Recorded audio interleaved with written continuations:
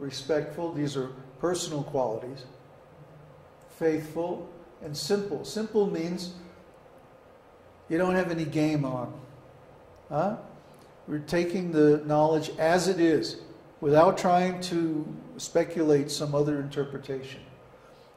Your purpose is to benefit others, and you're not interested in material gain. These are the qualifications of a real student of Jyotish. And then I want to show this beautiful picture. This is Vyasadeva, and this is baby Krishna being born to his mother and father. This, of course, is Garbhodakshaya Vishnu lying in the Garbhodaka ocean with Lakshmi. Here's Lord Brahma, and here's Radha Krishna in the spiritual world. This knowledge descends from Radha Krishna through Lord Brahma into this material world, and then it's passed down to great sages like Vyasadeva, Parāṣara, and handed down to ordinary people like us.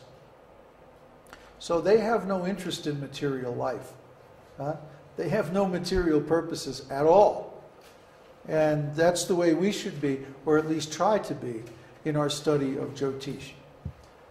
Now we have to take a real short break and change the tape and the camera. Let's do it now.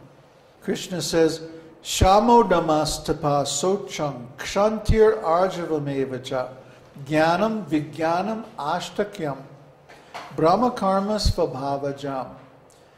Peacefulness, self-control, austerity, purity, tolerance, honesty, wisdom, knowledge, and religiousness. These are the qualities by which the Brahmanas work. Bhagavad Gita, 1842.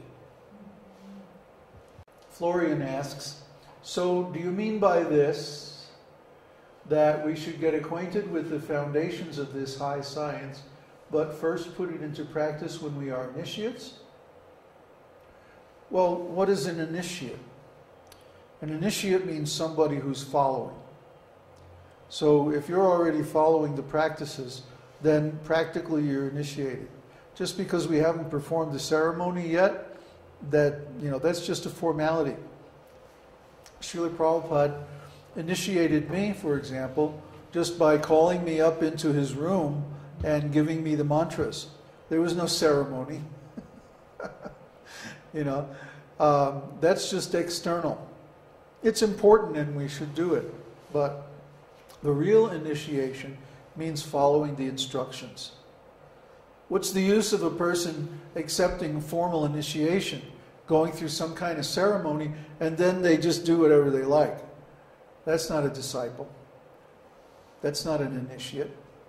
An initiate means I dedicate my life to the service of my guru. I wanted to quote one more verse from Bhagavad Gita.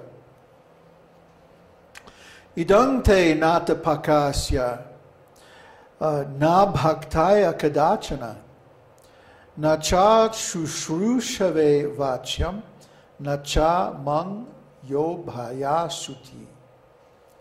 This confidential knowledge may not be explained to those who are not austere or devoted or engaged in devotional service, nor to one who is envious of me, Krishna says in Bhagavad Gita 1867. So, confidential knowledge, he says, kadachana. It's kadachana, it's confidential knowledge. So, confidential knowledge, just like if someone is having a personal conversation and they're talking about something very personal and they give some confidential information. Well then, it's the duty of that person not to release that given in confidence publicly. So knowledge that is confidential means it's private, it's restricted, it's not public information, it's not available to just anybody, even if they think they have a reason to know. It's up to the person who's giving the knowledge to say, okay, you can tell it to him and him, but not him. Okay? So what is Parāṣara saying here? By indicating that this knowledge is to be given only to brahmanas, only to people who are, as he describes it, peaceful, truthful, who honor the preceptors and elders, and are God-fearing. He says only good will follow if we give the teaching to those kind of people. But if we give the teaching to rascals, look out. Then the reaction will be there both for the teacher and the student. So we have to be careful about who we present this knowledge to. That's one reason why I stress the moksha karakas so much. You see, most of our principal students have moksha karaka. And even those who don't, they're very, very sincere. Because we don't put up with any nonsense. We want to make sure that the people who are receiving this knowledge are fully qualified. And the best qualification is moksha karaka. Why? Because moksha karaka means a person has a deep need and desire to attain liberation. And they're looking for the means. How do I attain? They have this strong desire, but there's almost no information in this world about how to actually attain it. Even ordinary religion just talks about achieving heaven, or some kind of material enjoyment or something like that. It's just temporary benefits. We're talking about eternal benefits. Those are on a whole different platform. That knowledge is very rare, and it can only be found by deep research into the Vedas. So we're making that knowledge available to those people, and as a result, it's like taking a fish and putting him in the water. Finally, I'm in my element. I had the same feeling when I encountered this knowledge as a young man. And so I like to make it available to others who also have the desire for liberation. What are the qualifications of a person who has this desire?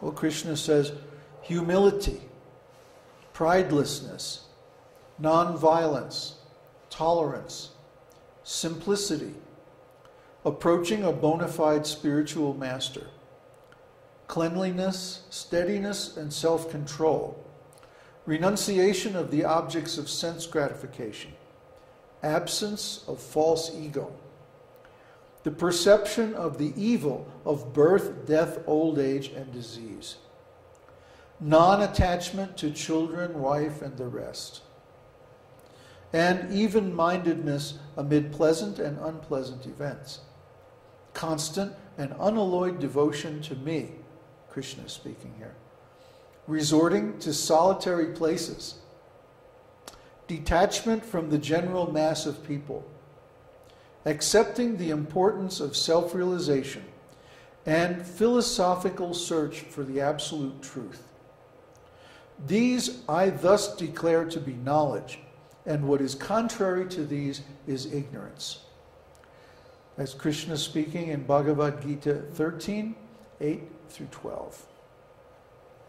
So these personal qualities are displayed by especially Brahminical people, but even if not Brahminical, they're displayed by people who have a taste for self-realization, a need to attain moksha.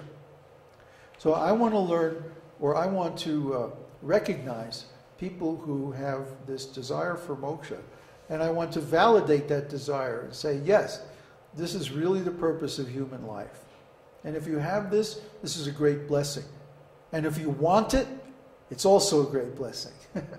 So even if you don't have moksha karaka, if you want it, if you want liberation badly enough, then you can qualify yourself for it by following these principles, these Brahminical principles that Krishna gives in the esoteric teaching. And knowledge of Jyotish is for these kinds of people.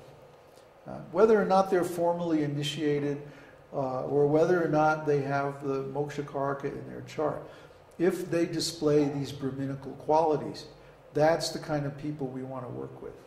We will share with you all of our knowledge. And all we want is a promise from you that you're not going to misuse it. That's the bone of the issue. That's really the central part of what Maitreya is inquiring here and what Parāṣara is telling him in response. Maitreya is saying, how can we use this Brahminical knowledge? We have all this knowledge. We have this fantastic information about the spiritual world and what the soul is and how everything is working and how the universe is, functioning. And we want to share this knowledge, but we want to do it in such a way that's beneficial for everybody. Okay? So what does Parāṣara say? O Brahmana. You have to be a Brahmana. It's not